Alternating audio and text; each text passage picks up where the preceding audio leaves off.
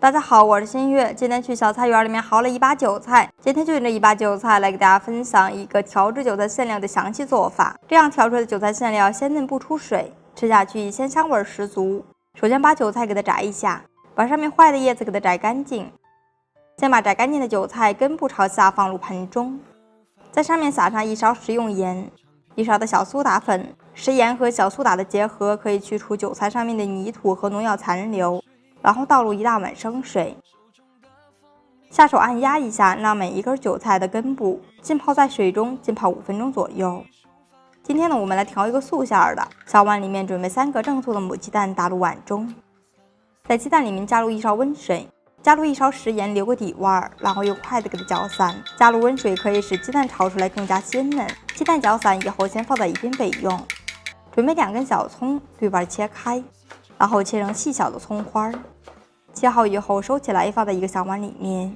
锅子烧干以后，倒入食用油，先把葱花放进来，用铲子快速的翻炒，炒出葱花的香味。倒入搅好的蛋液，倒入鸡蛋以后，快速的用筷子划散，炒成鸡蛋花。喜欢吃鲜嫩一点的，现在就可以出锅了；喜欢吃老一点的，还可以再炒一会儿。把鸡蛋炒成微黄色，炒好以后放在小碗里面自然放凉。这个韭菜经过浸泡以后，里面的脏东西就自然的脱离了。我们像搓衣服一样简单的搓几下，韭菜的根部就已经非常的干净了。韭菜的叶子部分像这样简单的刷洗一下就可以了。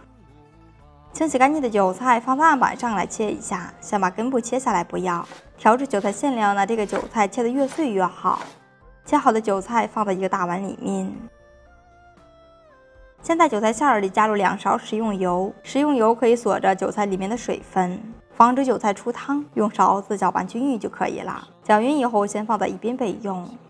再来准备1块老姜，先切成厚厚的薄片，再切成细小的姜丝，最后切成姜末。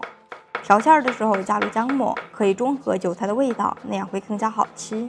视频看到这儿了，如果您喜欢我的视频，那就多动发财的小手给我点个赞吧。有任何的建议都要留下评论哦，您的每一次支持都是我前进的动力，感谢大家的支持。姜末切好以后和韭菜馅料放在一块儿，最后我们再把炒好的鸡蛋碎倒进来，下面简单的调一下味道，加入1大勺的芝麻油增香，1勺食盐留个底味儿，少许蚝油提鲜。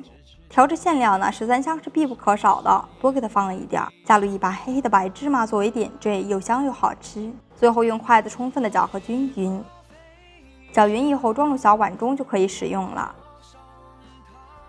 像这样调拌好的韭菜馅料，韭菜呢鲜嫩不出汤，搭配着鸡蛋，蛋香味十足，营养丰富全面。鸡蛋和韭菜完美的搭配在一块，比肉还要香。不管是用来包饺子、烙饼，或者是包包子，都非常的不错。学会以后再也不用担心不会调制馅料了。如果你也感兴趣的话，那就收藏起来试试吧。无论是站着吃还是坐着吃，都是非常的好吃。点我的头像可以看到更多家常美食视频。喜欢我的视频，记得长按点赞3秒钟，辛苦一下。我是新月，我们下期再见，拜拜。